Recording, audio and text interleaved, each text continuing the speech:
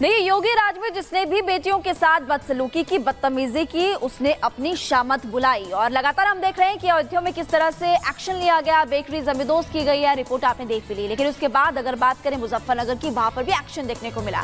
और खबर यह है कि शाहजहांपुर में भी 4 शोधों को पुलिस ने गिरफ्तार कर लिया है। किस तरह से उन पर एक्शन लिया जा रहा है, कैसे गाजगिरी है, रिपोर्ट के जरिए आप देखिए।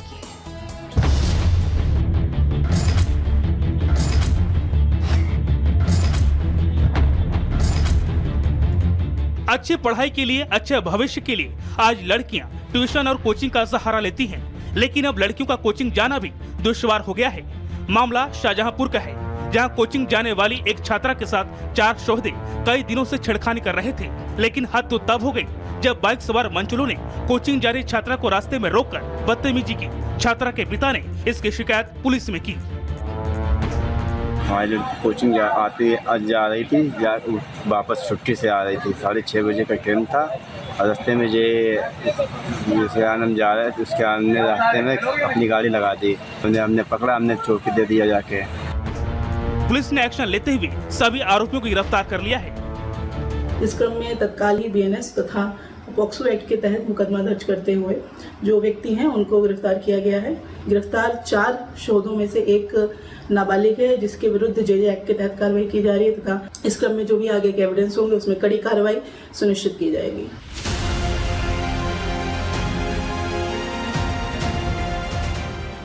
अब आपको मुजफ्फरनगर की तस्वीर दिखाते हैं।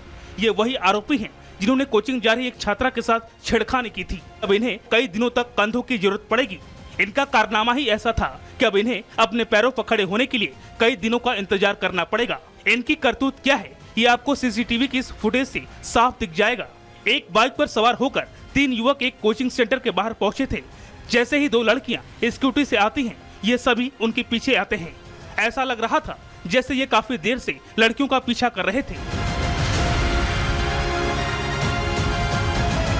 छेड़छाड़ का वीडियो वायरल हुआ तो पुलिस ने मंचलों की धरपकड़ के लिए 2 टीमें बनाई और कुछ ही देर में तीनों आरोपियों को दबोच लिया।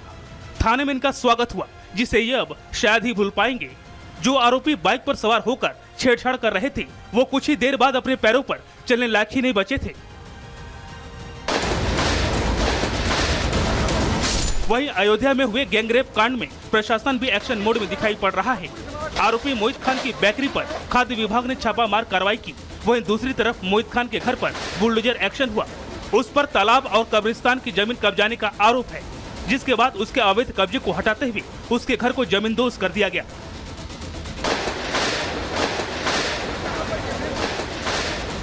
बेटियों से बदसलूकी के आरोप में योगी सरकार ने जीरो टॉलरेंस की नीति अपनाई है।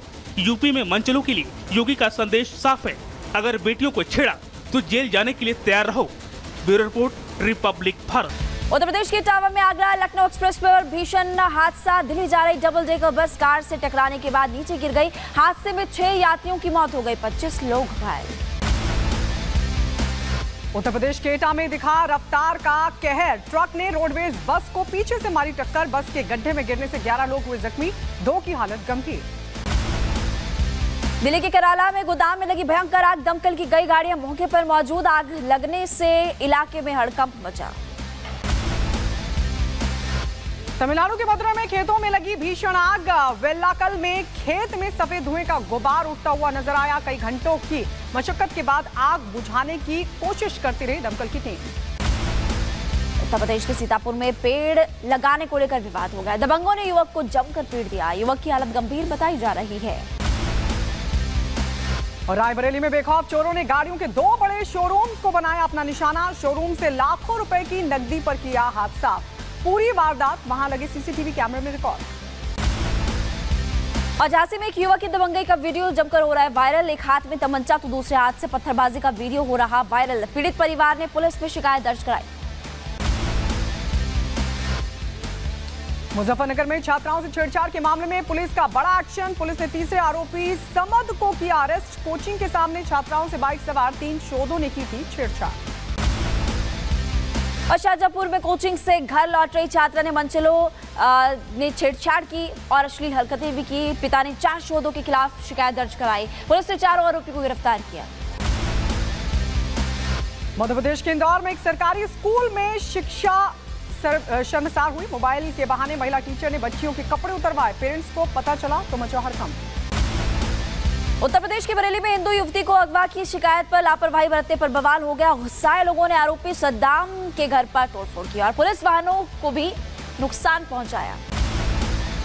बुलंदशहर के एक निजी हॉस्पिटल में मरीज की मौत के बाद मचा हंगामा। परिजनों ने डॉक्टर पर लगाया हत्या का आरोप। पुलिस ने जांच कर कार्रवाई का दिया आश्वासन। मुजफ्फरनगर में झोलाछाप डॉक्टर का आतंक और एक बुजुर्ग की गलत इंजेक्शन लगने से जान चली गई। झोलाछाप डॉक्टर ने पैर में दर्द होने पर इंजेक्शन लगाया था।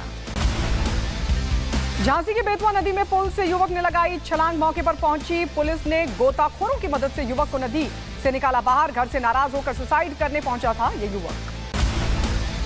बुलंदशहर के खुर्जा में दर्दनाक हादसा और पश्चिमी फैक्ट्री की छत गिरने से महिला बुजुर्ग की मौत हो गई और बरसात के कारण ये हादसा हुआ, ये बताया जा रहा है। पश्चिम बंगाल के मंत्री अखिल गिरी फिर विवादों में आ गए। महिला वन अधिकारी को दी धमकी। वीडियो सोशल मीडिया पर हो रहा वायरल। मिर्जापुर के ताजपुर में अतिक्रमण हटाने गई थी महिला वन अधिकारी और यहां पर मनीषा शॉ का आरोप है कि ममता के मंत्री ने डंडे से पीटने की धमकी दी थी। बीजेपी का प्रतिनिधिमंडल आज जाएगा अयोध्या। रेप पीड़िता के परिवार से करेगा मुलाकात। राज्यसभा सांसद बाबूराम निषाद की अगुवाई में ये प्रतिनिधिमंडल आज दोपहर 12 बजे पहुंचेगा अयोध्या। उत्तर प्रदेश के मुख्यमंत्री योगी आदित्यनाथ ने पीड़िता के घर भेजी 5 लाख की आर्थिक सहायता राशि। चेक लेकर पहुंचे बीजेपी विधायक अमित सिंह चौहान और कड़ी कार्रवाई का भरोसा भी दिलाया। किस परिवार के साथ उत्तर प्रदेश सरकार खड़ी है, यहाँ के लोग खड़े हैं, सब लोग खड़े हैं, सब लोग उस पर अच्छी कार्रवाई की मांग कर रहे हैं। उत्तर प्रदेश सरकार कार्रवाई कर भी रही है और जो आर्थिक सहयोग के लिए माननीय मुख्यमंत्री जी ने कहा था और 5 लाख का चेक प्रदान किया। और माननीय मुख्यमंत्री जी ने एक और बात कही, वो भी मैंने माता जी से कहा कि आगे जो भी दिक्कत होगी, समस्या होगी, उत्तर प्रदेश सरकार उसको आपको मुहैया कराएगी। संजय निषाद ने गैंगरेप की घटना पर अखिलेश यादव पर साधा निशाना और कहा कि समाजवादी पार्टी के नेता अपराधी की पैरवी कर उसको बचाना चाहते हैं। हम सड़क से सुप्रीम कोर्ट तक लड़ेंगे। आरोपी को फांसी की सजा दिलाने तक लड़ेंगे ये लड़ाई। सपा नेता शिवपाल यादव ने बीजेपी पर लगाया राजनीति करने का आरोप और कहा कि भाजपा नेताओं का भी नार्को टेस्ट होना चाहिए। अयोध्या में उपचुनाव होने वाले और इसीलिए मामले को हवा दी जा रही है। नजूल संपत्ति बिल पर यूपी सरकार के सूत्रों का दावा। नजूल बिल से किसी गरीब को नहीं होगा नुकसान। सिर्फ भू माफिया के खिलाफ एक्शन का प्रावधान है। प्रभावित गरीबों का किया जाएगा पुनर्वास। सीएम नीतीश कुमार के ऑफिस को बम से उड़ाने की धमकी और अलकायदा के नाम से ये सीएमओ कार्यालय में मेल आया है। एटीएस ने पूरे मामले की जांच के बाद एफआईआर दर्ज की।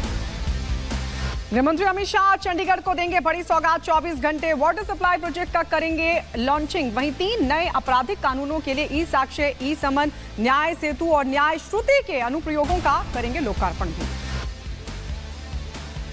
और दिल्ली के शेल्टर होम में मासूमों की मौत पर सियासत काफी ज्यादा तेज हो गई है। अरविंद केजरीवाल की मंत्री सौरभ भारद्वाज ने जिम्मेदारी से पल्ला झाड़ा और कहा कि शेल्टर होम में मौत के लिए एलजी जिम्मेदार। सौरभ भारद्वाज के आरोपों पर एलजी का जवाब। कहा सीएम के कंट्रोल में आता है नियुक्ति करने वाला समाज कल्याण विभाग। देखिए, दिल्ली कोचिंग हादसे के बाद हरियाणा में एक्शन देखने को मिल रहा है। गुरुग्राम नगर निगम में बेसमेंट में चल रहे 3 कोचिंग सेंटर्स को सील किया गया।